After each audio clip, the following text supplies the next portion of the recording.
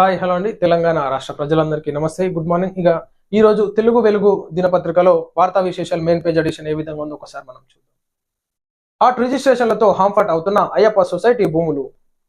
తాడు లేదు, బొంగరం లేదు అయినా అందమైన అక్రమ భవంతులు. పత్తాలేని విజిలెన్స్ ఎన్ఫోర్స్మెంట్. అయ్యప్ప పై హైడ్రా ఫోకస్ పెట్టేనా?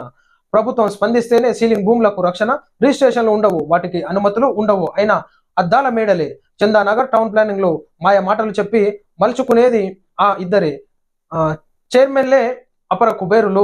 హాట్ రిజిస్ట్రేషన్ల పేరుతో అయ్యప్ప భూములు హాంఫర్ట్ అవుతున్న దేశంలో ఎంతో అత్యంత ఖరీదైన భూముల్లో ఒకటి షేర్లింగంపల్లి మండలంలోని పరిధిలోని మాదాపూర్ అయ్యప్ప సొసైటీ భూములు అంటేనే ఎంతో ఖరీదు. అలాంటిది అక్కడ ఇలాంటి రిజిస్ట్రేషన్ లేకుండా, అనుమతులు లేకుండా అందమైన అక్రమ భవనాలు, గజగజ మెరిసే అద్దాల మేడలు వెలుస్తున్నా పట్టించుకునే వారే లేరు.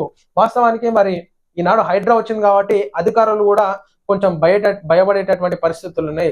అధికారుల మీద కూడా యాక్షన్ తీసుకుంటున్నారు కమిషనర్ రంగనాథ్ గారు. కాబట్టి ఈనాడు ఇష్టానుసారంగా పర్మిషన్లు ఇచ్చి పర్మిషన్లు ఉండయి, ఏముండయి, ఈ గవర్నమెంట్ కి ఏ విధంగా నష్టాన్ని చేకూరుస్తున్నటువంటి అధికారుల మీద చట్టపరంగా ఖచ్చితంగా యాక్షన్ తీసుకోవాలి. మామూలు మత్తులో మునిగినటువంటి అధికారుల పైన యాక్షన్ తీసుకుంటే వేరే అధికారులు కూడా ముందుకొచ్చి ఈ విధంగా చేయరు.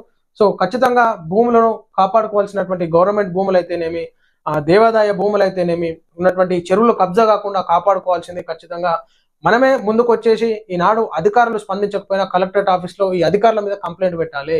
ఇక్కడ ఉన్నటువంటి గ్రామ రెవెన్యూలో ఖచ్చితంగా ప్రజలు ముందుకొచ్చి స్వతహాగా ముందుకొచ్చి మీ గ్రామ భూములు కాపాడుకోవాల్సినటువంటి బాధ్యత ఏర్పడ్డది ఈనాడు. పార్టీ మారిన ఎమ్మెల్యేలపై చర్య తీసుకోండి. 4 వారాల్లో నిర్ణయం తీసుకోకుంటే సుమోటోగా కేసు. స్పీకర్ కార్యాలయాన్ని ఆదేశించిన హైకోర్టు. తెలంగాణ పార్టీ ఫిరాయించిన ఎమ్మెల్యేలు అనర్హతపై హైకోర్టు కీలక తీర్పు ఇచ్చింది. 4 వారాల్లో నిర్ణయం తీసుకోవాలని స్పీకర్ కార్యాలయాన్ని ఆదేశించింది. అప్పటిలోగా నిర్ణయం తీసుకోకపోతే సుమోటోగా కేసు విచారిస్తామని పేర్కొంది. పార్టీ మారిన ఎమ్మెల్యేలపై అనర్హత వేటు వేయాలని హైకోర్టు పలు పిటిషన్లు దాఖలయ్యాయి. బారాసా భాజపా నేతలు ఈ పిటిషన్లు దాఖలు చేశారు. సో మరి ఇది భారతదేశానికి టోటల్ గా అన్ని జిల్లాలకు వర్తించాలి, ప్రతి స్టేట్ కి వర్తించాలి.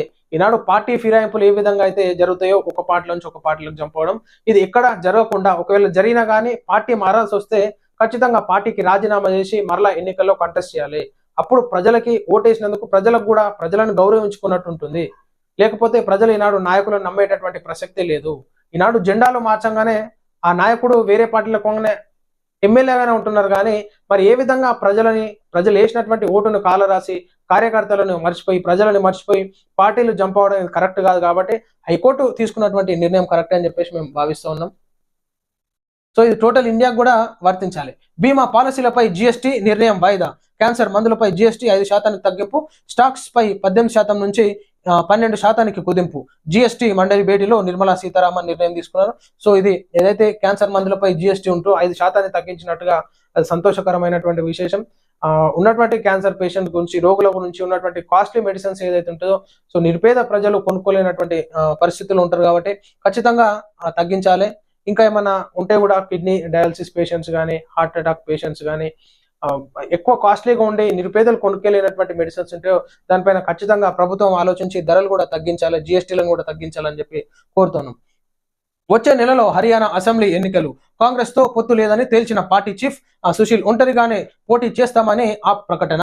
వచ్చే నెలలో జరుగుతున్న హర్యానా అసెంబ్లీ ఎన్నికల్లో కాంగ్రెస్ పార్టీతో పొత్తుపై ఆమ్ ఆద్మీ పార్టీ స్పష్టత ఇచ్చింది. ఈ అసెంబ్లీ ఎన్నికల్లో కాంగ్రెస్ పార్టీతో పొత్తు పెట్టుకోవడం లేదని స్పష్టం చేసింది. రాష్ట్రంలో మొత్తం అసెంబ్లీ స్థానాల్లో తమ పార్టీ అభ్యర్థులను బరిలో నిలుపుతామని ఆమ్ ఆద్మీ పార్టీ ప్రకటించింది.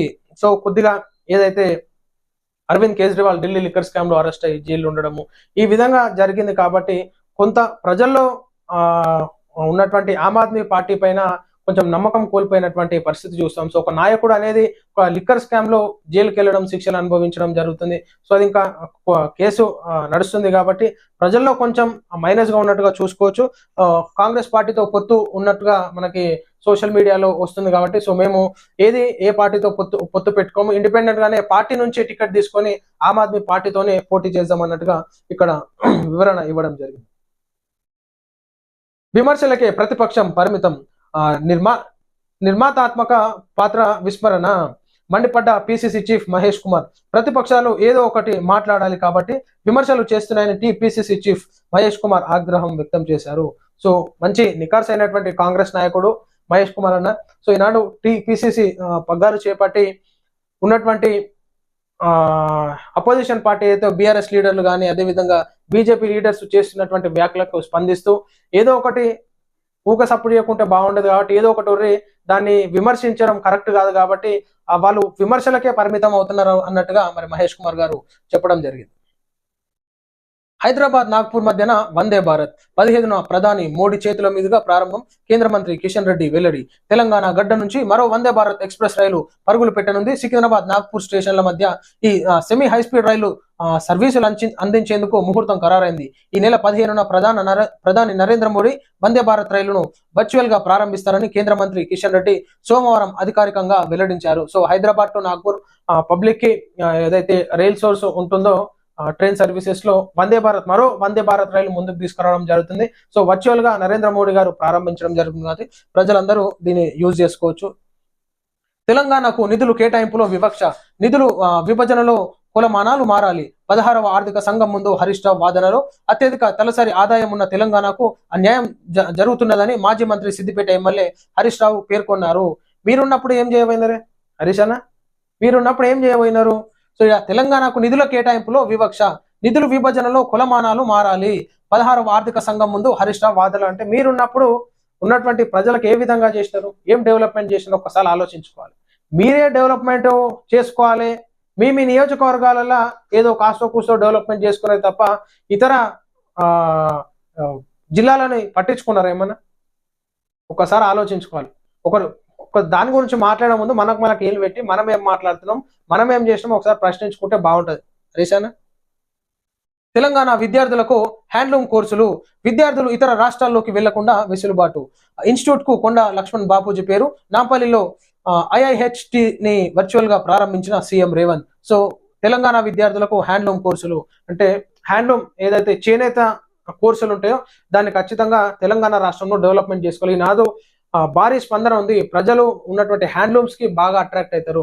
సో ఉన్నటువంటి దేశంలో తెలంగాణ రాష్ట్రంలో చేస్తున్నటువంటి హ్యాండ్లూమ్స్ ఏవైతే ఉంటాయో వస్తువులు ప్రతి దానికి బాగా ఇమేజ్ ఉంటుంది, బాగా క్రేజ్ ఉంటుంది. ఎంతో మంది ఆ హ్యాండ్లూమ్స్ కి ముగ్ధులవుతారు కాబట్టి దాన్ని ఖచ్చితంగా డెవలప్మెంట్ చేసుకోవాలి దిశగా కోర్సులు కూడా ప్రారంభిస్తాం అన్నట్టుగా ఇక్కడ చెప్పడం జరిగింది. చివరి దశకు వరదలపై యుద్ధం. ఇది ముగిస్తే ఇక ఏపీ పునర్నిర్మాణంపై దృష్టి. బుడమేరుపై జగన్ ప్రభుత్వం పాపాలు. 275 లక్షల మంది తీవ్ర బాధలు పడుతున్నారు. బోట్ల ద్వారా ప్రకాశం బ్యారేజీని ఢీకొట్టించే కుట్ర. జీవితాంతం ప్రజల కోసం పనిచేస్తా చంద్రబాబు. సో ఈనాడు ఏదైతే ముఖ్యమంత్రిగా చంద్రబాబు నాయుడు ఉన్నారో ఏపీకి, ఈనాడు అకాలంగా సంభవించినటువంటి వరదల వల్ల ఏదైతే ప్లానింగ్స్ డెవలప్మెంట్ లో బాగా ఉంటాయో ఈ వర్షాల కారణంగా మరి ఒక నెల రోజుల నుంచి ఆ ప్రజల్లో తిరగడం కానీ ఆ మీటింగ్లు ఏర్పాటు చేసుకోవడంలో కొంచెం ఇబ్బందికరంగా ఉంది. కాబట్టి ఇక నెక్స్ట్ ఇది కొంచెం వరద తగ్గి ప్రజలకు ఏదైతే నష్టం వాటిల్లిందో దానిపై సమీక్ష నిర్వహించి ఇక నెక్స్ట్ ఏపీ డెవలప్మెంట్ లో భాగంగానే ముందుకెళ్తాం అన్నట్టుగా చంద్రబాబు నాయుడు గారు చెప్పడం జరిగింది. అసెంబ్లీ కమిటీల ఏర్పాటు. PAAC చైర్మన్ గా ఆర్కేపుడి గాంధీ. స్పీకర్ నిర్ణయంపై మండిపడ్డ హరీష్ రావు. శాసనసభకు సంబంధించి 3 కమిటీలు స్పీకర్ గడ్డం ప్రసాద్ కుమార్ సోమవారం ప్రకటించారు. Public accounts committee PAC chairman గా Arekapudi Gandhi, estimation committee chairman గా అంచనాల కమిటీ Padmavathi Reddy, public undertaking committee chairman గా శంకరయ్యను నియమిస్తూ ఉత్తర్వులు జారీ చేశారు ప్రభుత్వం. సో ఉన్నటువంటి కాంగ్రెస్ ప్రభుత్వం ఏదైతే సంస్థలకు సంబంధించినటువంటి చైర్మన్లుగా వాళ్ళని నియమించడం జరిగింది. కాబట్టి ప్రతి ఒక్కరు ఏదైతేనేమి ఇక్కడ ఏ పార్టీలో ఉన్నా కానీ తెలంగాణ రాష్ట్రం డెవలప్మెంట్ కు కృషి చేయాలి. ఖచ్చితంగా నాయకులందరూ ప్రజల గురించి ఆలోచించాలి. కాబట్టి ఈనాడు నాయకులందరూ ప్రజల కోసం ఆలోచించి తెలంగాణ రాష్ట్ర డెవలప్మెంట్ కోసం ఆలోచించాలి, నిరుద్యోగుల గురించి ఆలోచించాలి, నిరుపేదల గురించి ఆలోచించాలి. కాబట్టి ఉన్నటువంటి ఎన్ని సంక్షేమ పథకాలు వచ్చినా ప్రజలు ఇబ్బందికరంగా వాళ్ళ లైఫ్ ఏదో మన అటు ఇటు అన్నట్టుగా ఉంటుంది. ఏది వచ్చినా బాధపడేటటువంటి సిచ్యువేషన్ ఉంటుంది. రోగము నొప్పి వస్తే హాస్పిటల్ సరిగ్గా ఉండే, పిల్లలను స్కూల్లో చదివించాలంటే స్కూల్ సరిగ్గా ఉండే కాబట్టి కార్పొరేట్ చికిత్సలు అందించలేక ఎంతో ఇబ్బంది పడుతుంటారు. సో ఇటువంటి నాయకులందరూ వారి స్వార్థ రాజకీయాలే కాకుండా వారి డెవలప్మెంట్ కాకుండా ప్రజల గురించి ఆలోచిస్తే ప్రజలు కూడా చాలా సంతోషిస్తారు. సో ప్రజలారా ఇది మనం చూస్తా ఉన్నాం ఈ రోజు తెలుగు వెలుగు దినపత్రికలోని మెయిన్ పేజ్ ఎడిషన్ వార్తా విశేషాలు. Thank you.